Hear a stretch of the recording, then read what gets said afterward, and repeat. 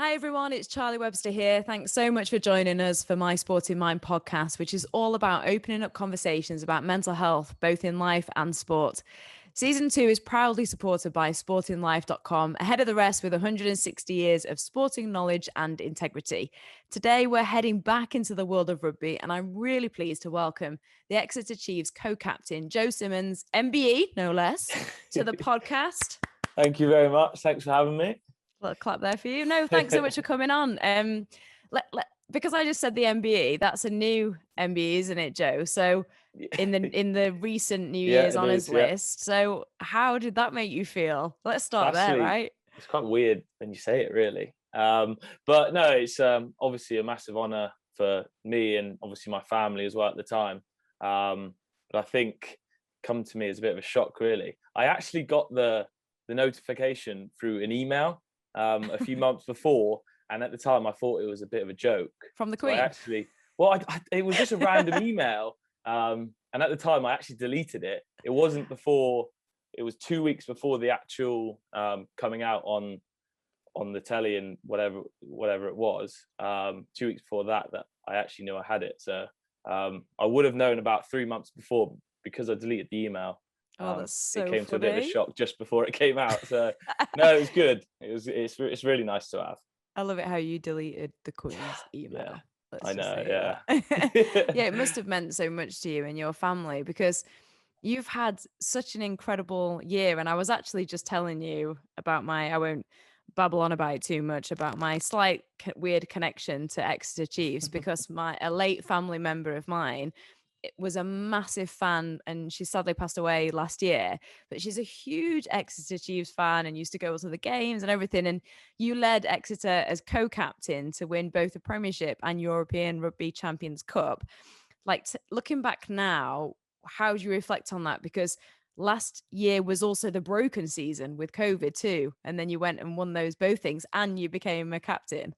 Yeah, it's hard really for me to reflect because obviously it was brilliant to win those two competitions, but because it was such a short turnaround, it was 2 weeks we had off and we're straight into the next season. But looking back, it was for us as a team, I think it was a brilliant time to win those competitions because it was such a challenging year, and for us to kind of win that and give back to Exeter fans that are usually there week in, week out, cheering us on, was huge for us. And it actually came in from the start of lockdown. Us as a team kind of got onto phone calls and said that these games are going to be played. We are going to have these finals. So it was the work that we'd done throughout lockdown to get us into the best shape possible to go and win those trophies. So it was just making sure we came together and really nailed down that lockdown training, and then we came out on top for doing that. Did having that focus during that time help you personally? Yeah, I think so.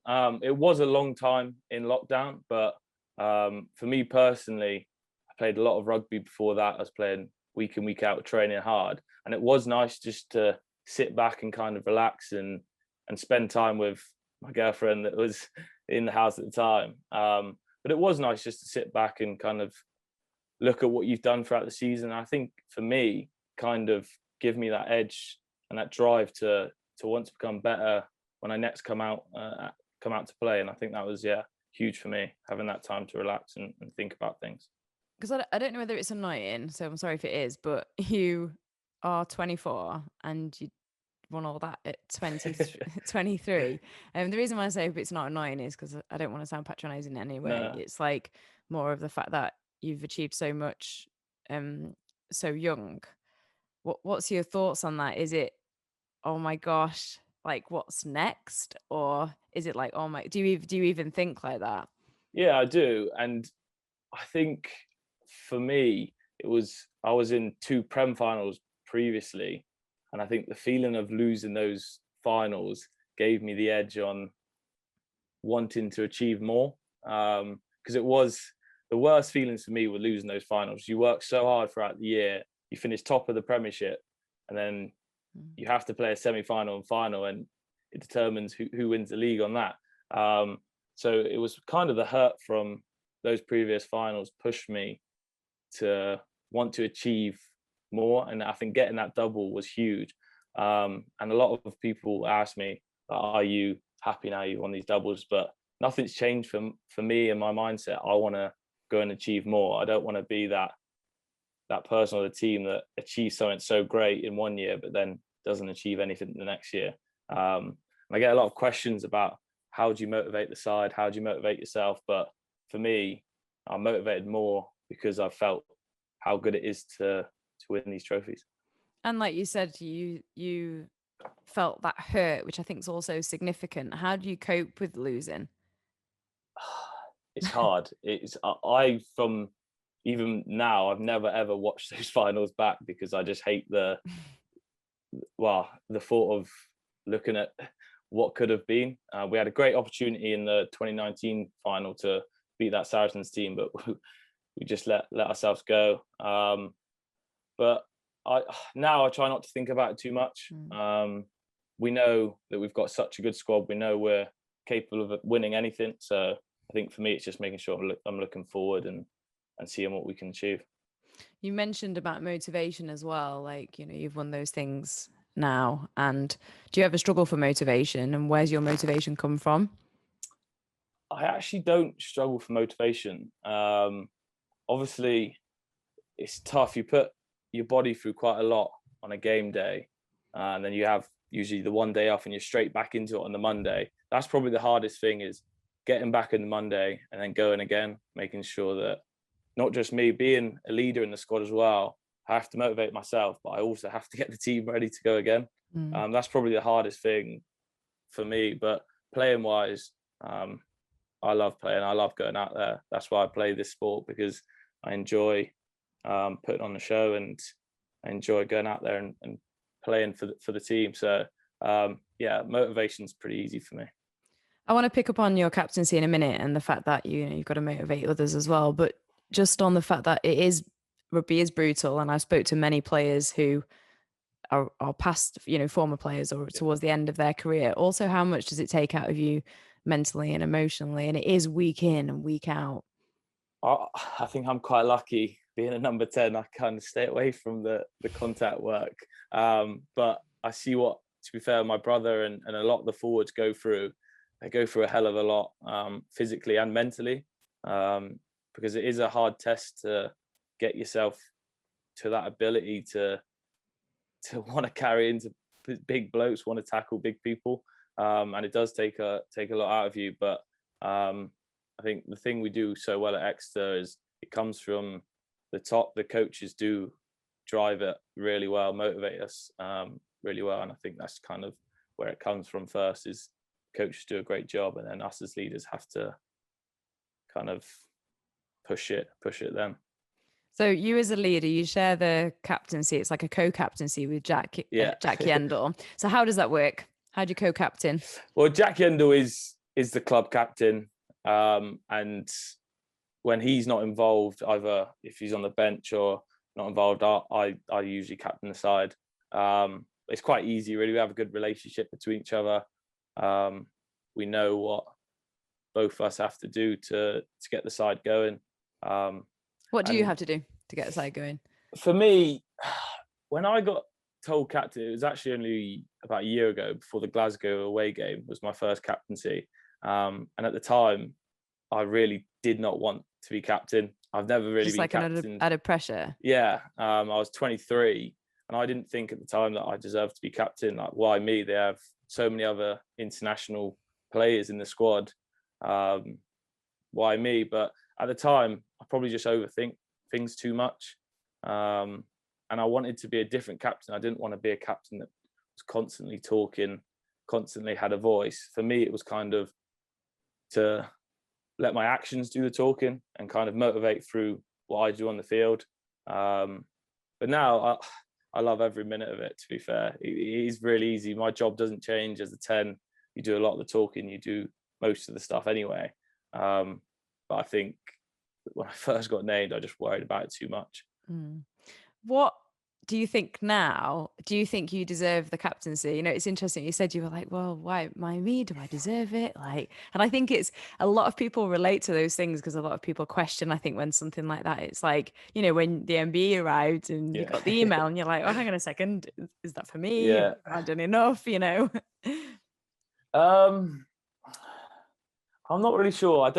I really don't know if I'll ever think myself that I deserve it. I just have to make sure when I do have the captaincy that I lead from my actions, because that's what I say I want to do. I have to make sure that I'm leading by example, really. But I don't think I'll ever deserve it, really. I'll just when I have the chance of captaincy, I'll try to do my job.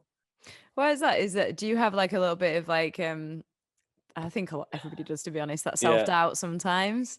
I think so. Yeah. I've never really, I've maybe captained a school team, but I've never captained any other team. So I didn't really know what came with it, if I'm honest with you. And growing up through the academy and being a young player, not quite in the squad, you kind of see the hard work that Jack Yender has done as captain. It is hard work. It's not just, you don't just get the name on the pitch. You have to do all this hard work off the pitch as well. And that kind of scared me a little bit, because I'm a guy that kind of just likes to go by his business, relaxed person, and it's not really what I wanted. But no, now I'm happy to take it on. I think guys kind of respect me in a way of now being named captain. At the time, that's what I was worried about more than anything, is what will the other boys think? Like, do they think I deserve it? But I think now, having such a good season, I think it's kind of shown a little bit. What have you learned from it then?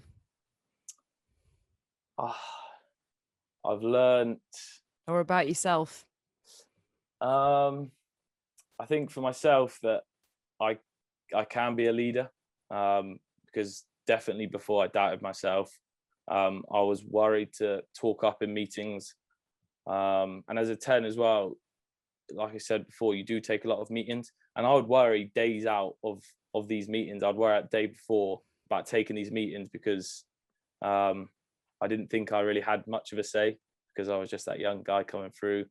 But now having the opportunities to do it, I should never have worried, because I love doing it. I love driving the team forward.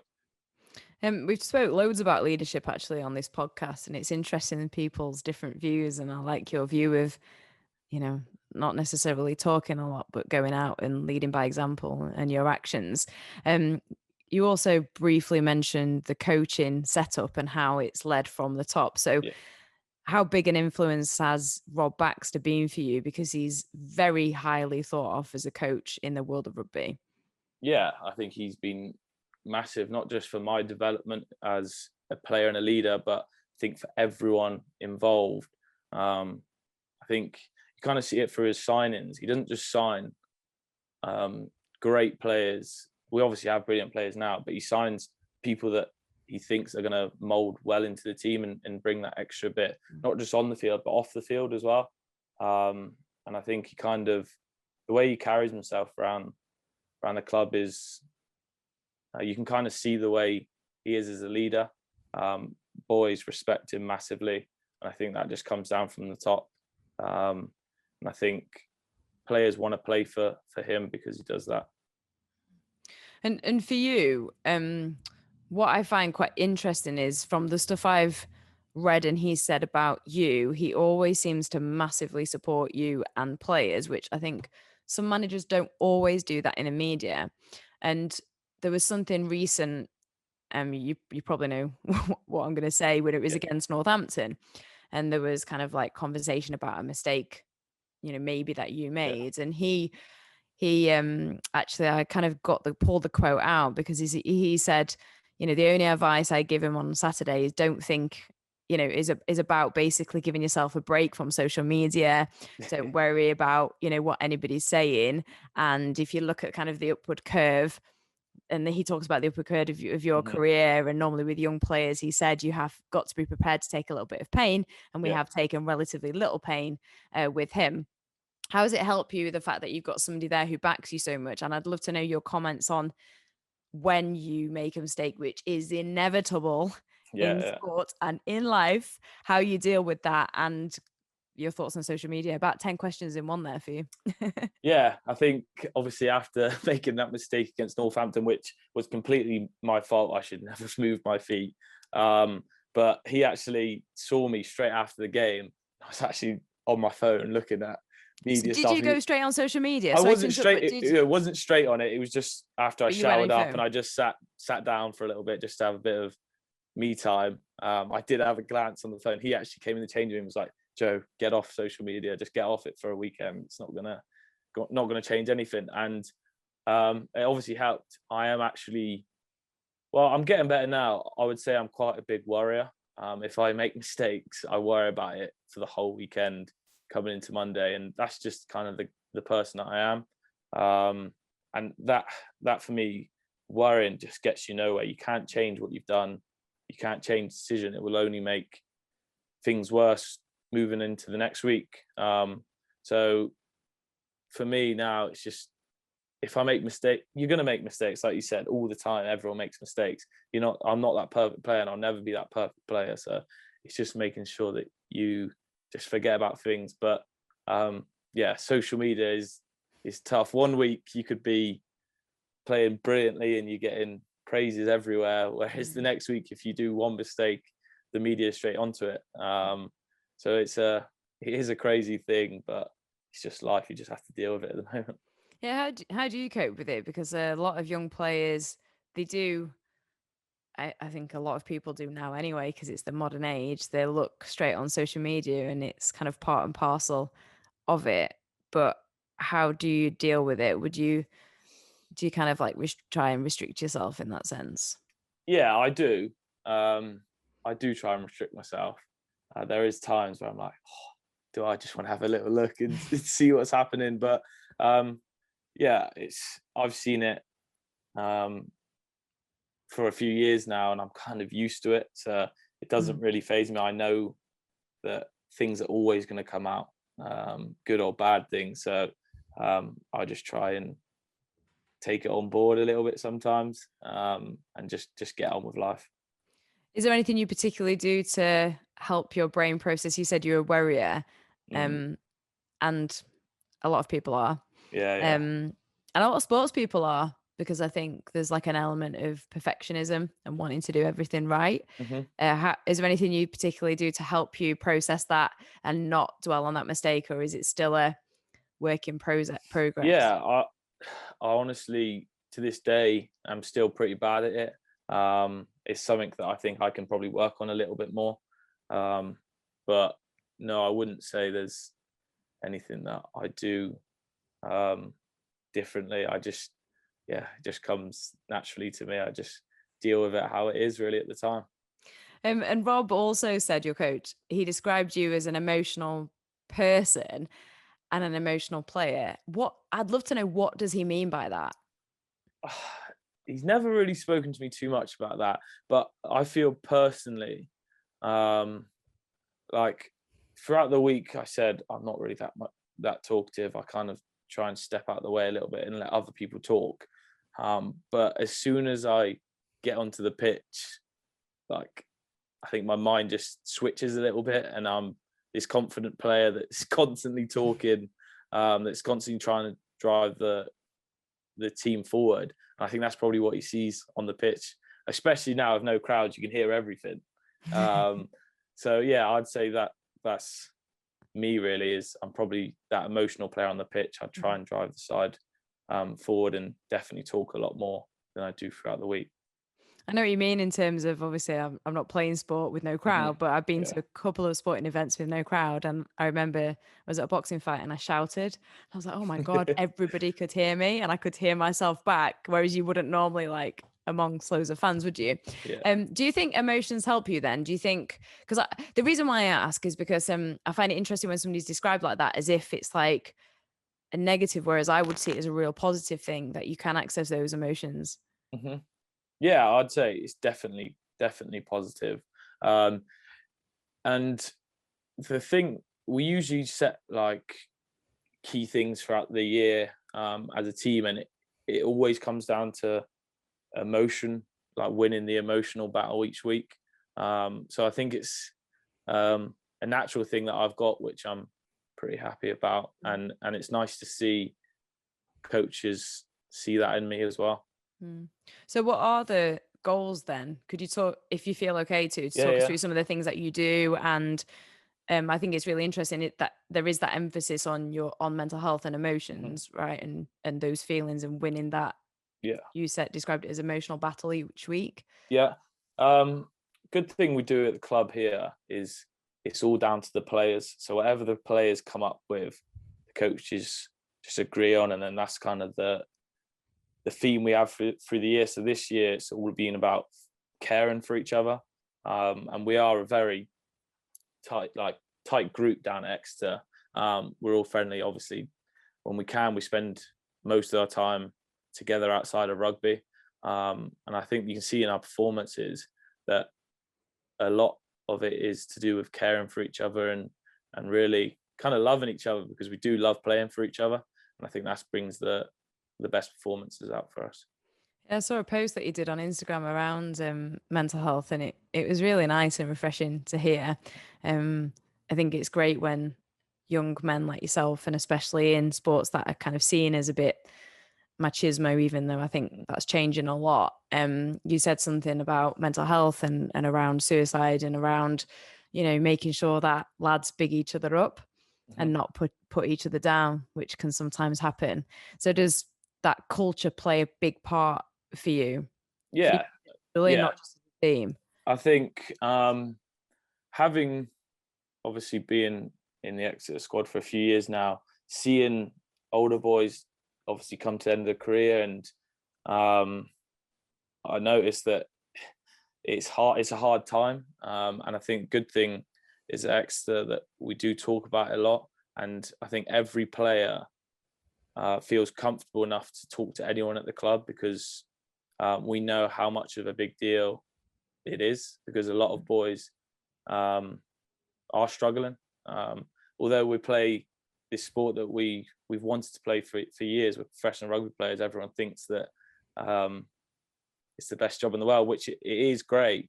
But we've got 60, 70 players down at Exeter, and only 23 boys can play on the weekend. So it's not all brilliant for everyone. People do struggle. So I think the good thing at Exeter, we have such a good culture, and boys are happy enough to speak up about it. And talking about the team being so tight as well, like everything I've seen, you seem really tight with your brother as well, who Mhm. obviously Sam, who plays for the club as well. How much of a driving force is that for you as well? Yeah, I think I'm really lucky. I've never known anything different. We've always been at the club Mm. together. But I am, yeah, I'm glad when we don't live together now, because at the time it was probably a bit too much. But I think we definitely enjoy each other's time now. The time we're in and spending time at the club is huge for me and Sam. And I think when we're playing together, it definitely brings out the best in both of us. Is there anything particular that he said for you or that's helped you? Because you just seem to big each other up all the time. Like Yeah. I don't know, because I was like, oh, I wonder if they don't get on behind the scenes, or like, they sometimes Well, have like disagreements or we they are annoy very each nice to other. each other on camera. We do argue a little bit off Because the you're like, field, but Joe's that's so just rubbish. amazing. No, Sam's so amazing. Joe's so amazing. No, Sam's so amazing. No, like, I can only say the truth about Sam. He's been brilliant this year, and I think he's the same. He'll tell me um, when I'm not performing, and he'll tell me when I am performing. And I think that's the good relationship that we have between each other. We trust each other, which is huge. I think whenever he tells me something, I listen to him, because I know it's coming from obviously my brother, but he's telling me the truth as well. Yeah. I think that's a true relationship, isn't it? Where you can tell somebody the truth. How Yeah. important is it to have somebody like that you can also go to if you're feeling a bit low, maybe at times, or mulling something over in your head?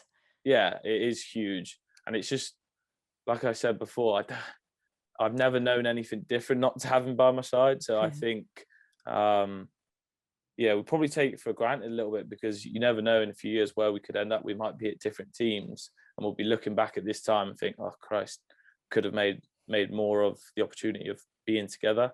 But yeah, it's brilliant. I love going to work and knowing that he's there as well. There's some people that definitely will really know your name, listen to this, and some people that might not as much. And we really wanted to speak to you because we've been following you for a while, and you know, you, like I said at the very beginning, you've had this incredible season, and we've spoken to a couple of the England players actually on this podcast. So how do you feel about England? It's almost like you're in touching distance of that call up, and I know you've probably been asked about it, but I have to ask you about it.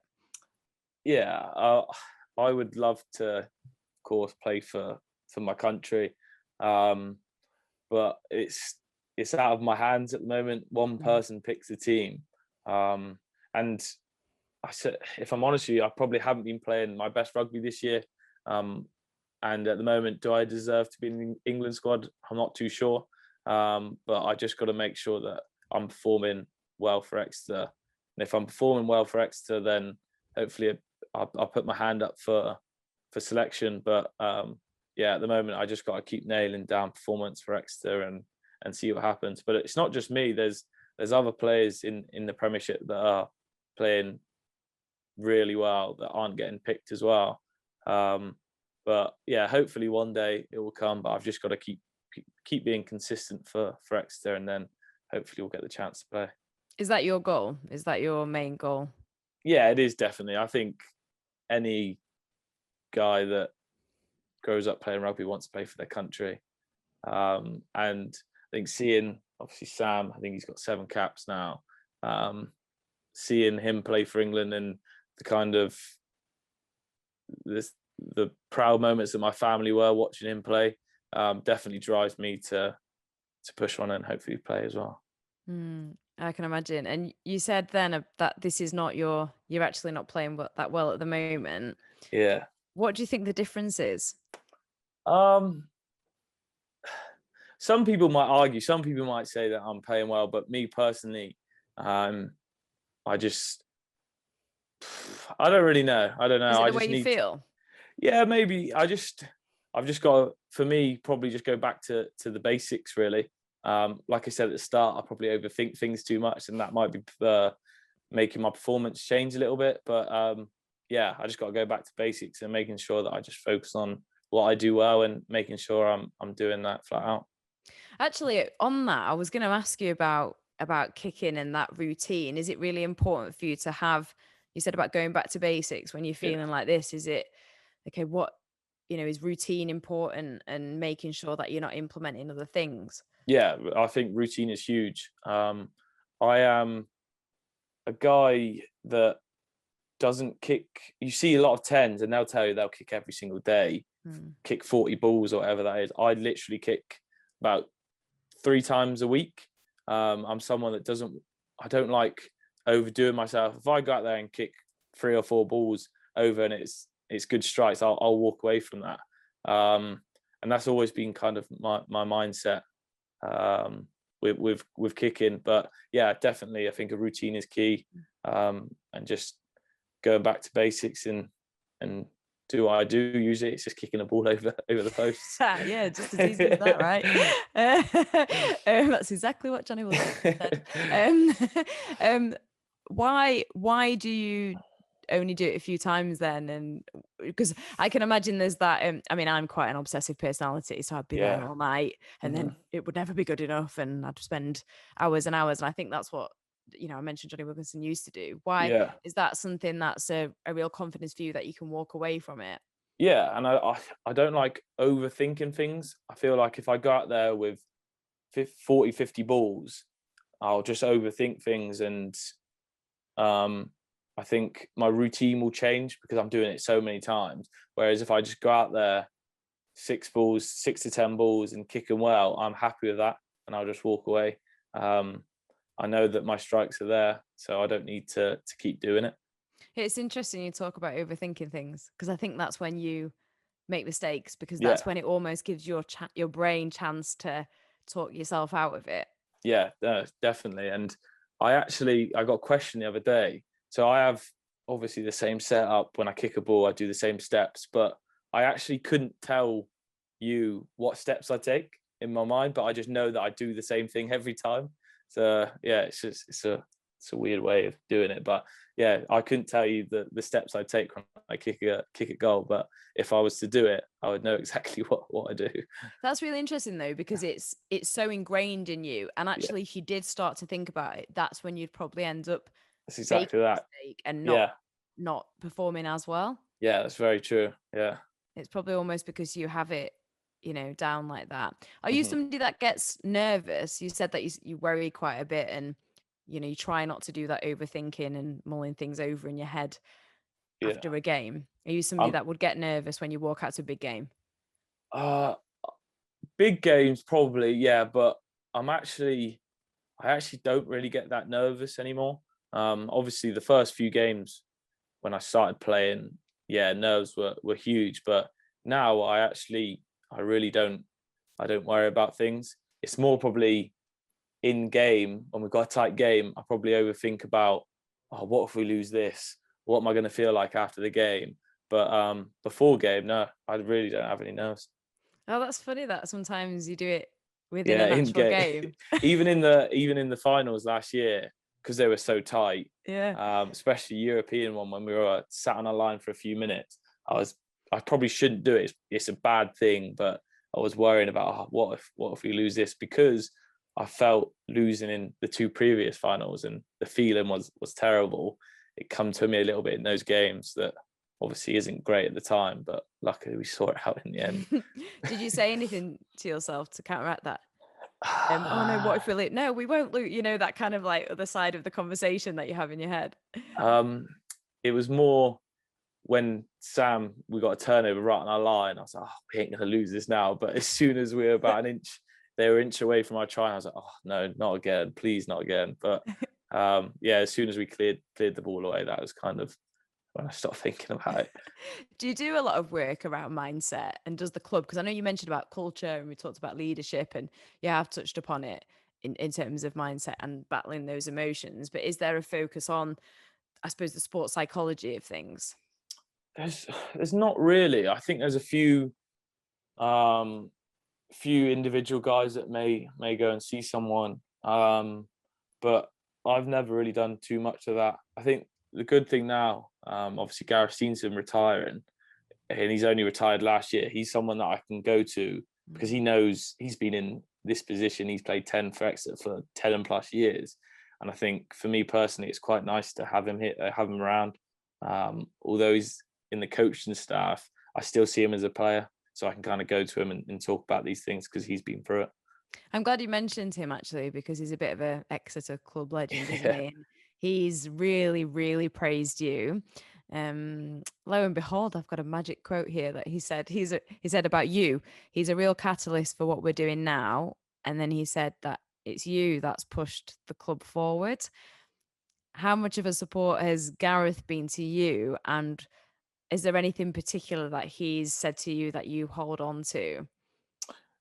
He's been huge for me, not just like obviously watching him for years. He's been a great player for Exeter, but he was actually a real good leader and a real good talker. And I kind of try and take a little bit away from him. And it was quite nice, obviously, the first few years to kind of sit in his shadow and see what he does. And I think that's definitely molded me into a better player watching what he done. We are pretty different players, but yeah, he's been huge for my development, I think, as well as kicking.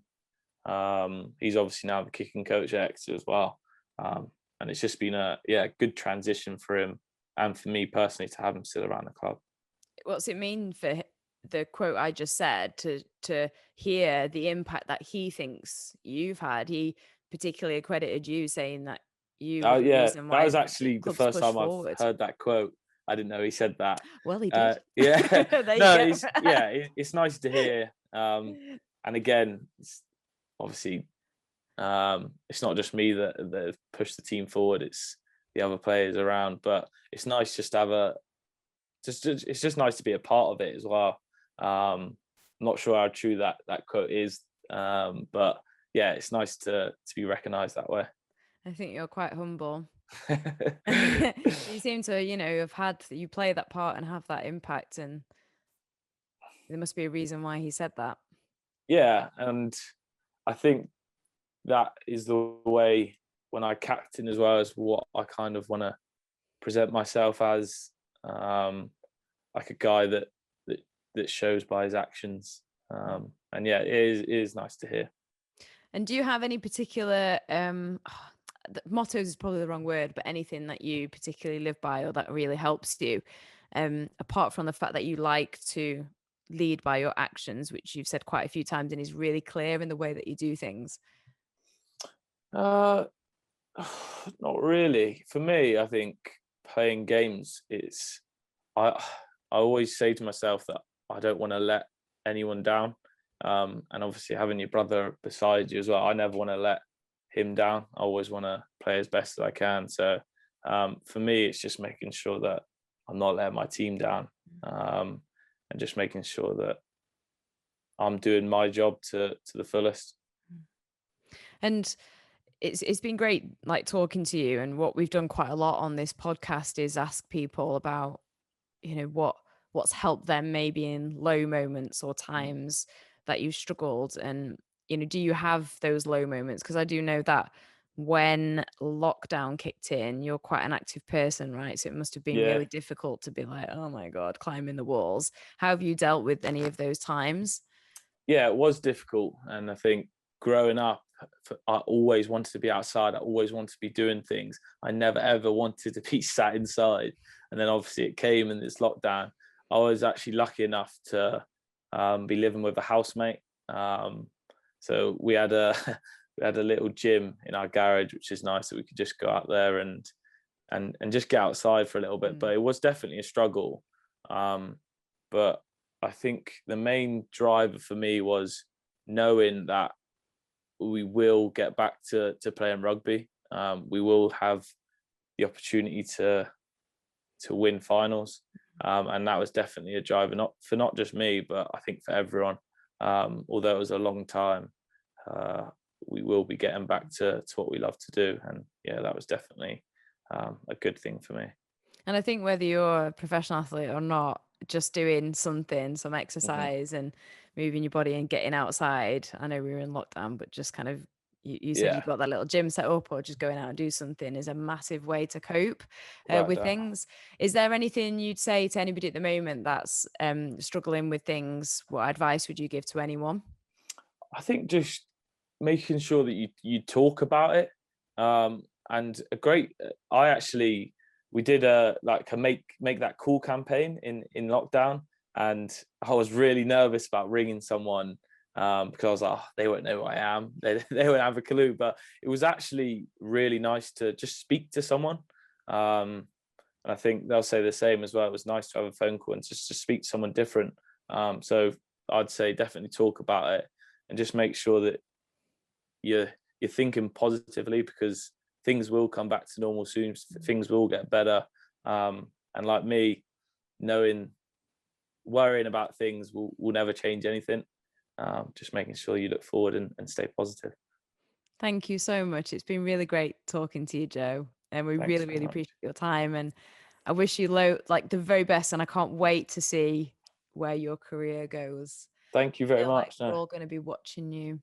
I've enjoyed it. Thank you for having me. A few years' time. No, thanks so much for coming on. Now, I hope you're enjoying season 2 so far and you enjoyed listening to Joe there. Make sure to subscribe and check out other episodes. We've got England players like Johnny May, Anthony Watson and Courtney Laws. Remember to visit sportinglife.com ahead of the rest when it comes to unbiased opinion and sport analysis. And if you are really struggling, there are charities such as Mind, the Samaritans and Sport in Mind who are just a phone call or email away. You can also text SHOUT to 85258 if you don't want to talk on the phone. And I know it's hard to reach out, but there are people who understand and want to help. And as Joe said, even when you're picking up the phone, even you were a bit like, oh no, but actually it was a really nice thing to do. and really important. Thanks so much for listening. Take care, and we'll speak again very soon.